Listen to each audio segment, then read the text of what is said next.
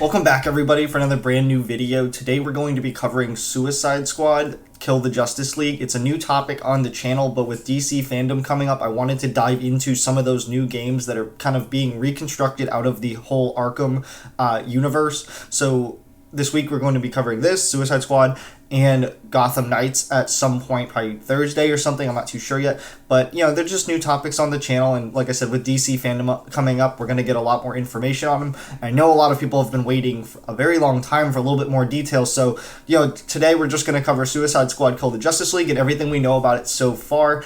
If you guys do enjoy the video, just be sure to smash the thumbs up button, consider subscribing if you guys are new here, and turn on the notification bell so you guys never miss uploads. If you are a new subscriber, just let us know down below so we can welcome you here. Be on the lookout for the 1,000 subscriber giveaway. We're getting close to partner, actually. The watch time's almost about 3,000 hours, and the subscribers are about to hit almost 1,000. We're like 400 and something off, so hopefully we can keep that momentum going and hit partner by the end of the year like I set out to do. But without further ado, let's get right into this article.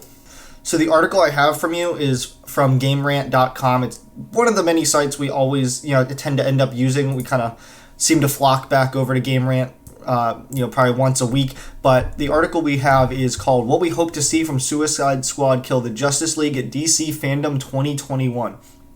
Little is known about the Suicide Squad game, but its appearance at DC FanDome 2021 could answer some of the burning questions fans have.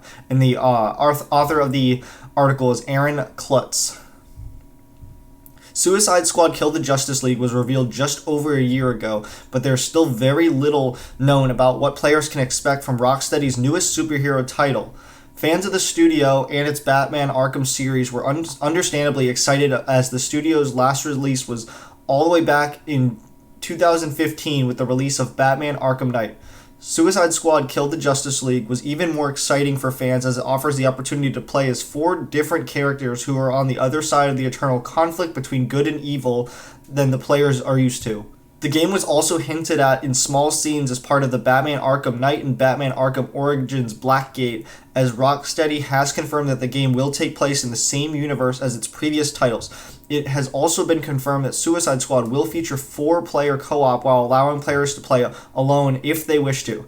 Excitement for the game was helped along the way by the recent release of DC's movie The Suicide Squad, which featured some of the characters as the game. Now it's been confirmed that Suicide Squad Kill the Justice League will be included in the upcoming DC FanDome event, and there are big things that would be great to see.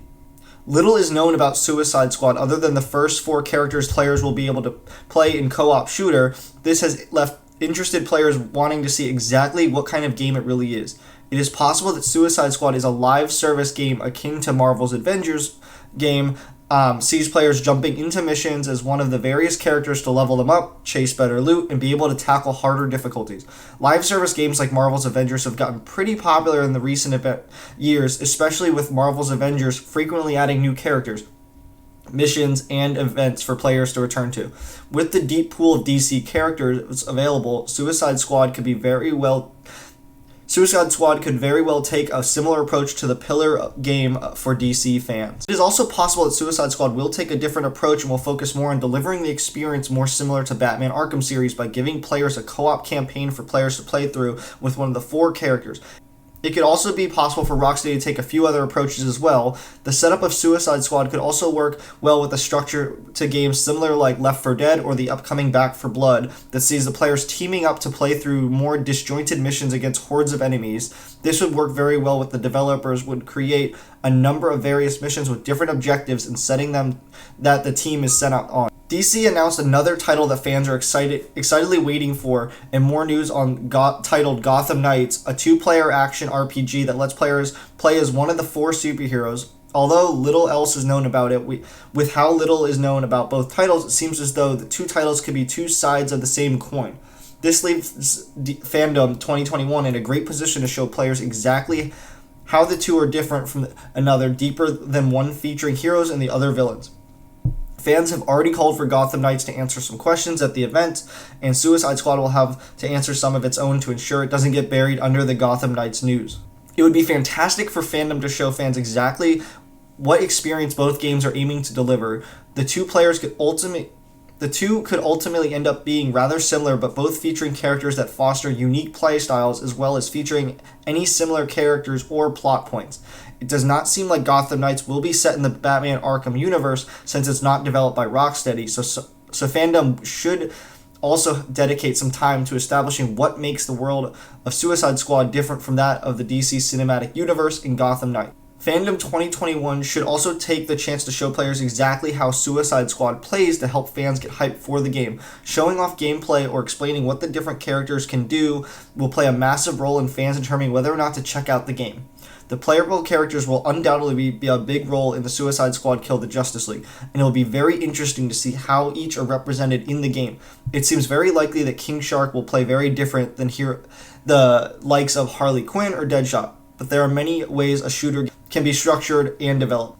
It could also be that the game is a cover-based shooter similar to The Division, with King Shark playing the role of a more tanky character that can make space for his squad. It could also be the Suicide Squad is more similar to Borderlands titles, with each character equipping different pieces of equipment and having unique abilities to take advantage of, like Captain Boomerang having an auto-lock boomerang that takes out enemies behind cover, or Deadshot having an explosive shot that takes the armor off bullet sponge enemies.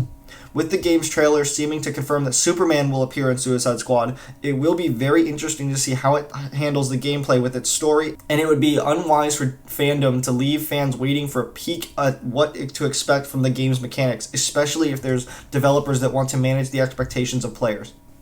And then it just says Suicide Squad Kill the Justice League is currently in development for PC, PS5, and Xbox Series X and S. So there you have it. That's everything we know about Suicide Squad Kill the Justice League and what we should expect at DC FanDome. I know I'm definitely planning to watch the event because I just want to see, I've been diving back into Arkham Knight a lot and just playing through all the season pass content.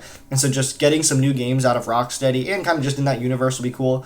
One tease that I think, if I'm not mistaken, this is just my personal thought, is the way that Superman acts at the end of that trailer. And he's like gone rogue, killing that helicopter pilot. Does this take place during the Injustice scenario if Superman's going rogue? That's just a food for thought, but that's all I have for you guys today. If you guys did enjoy the video, just like I said, smash that thumbs up button. Consider subscribing if you guys are new to the channel, and turn on your notification bells so you never miss uploads from this channel. Thank you guys all for the support as we work our way to YouTube partner. Be on the lookout for that giveaway we have going on. Details are in the description. As always, I will see you guys in the next video.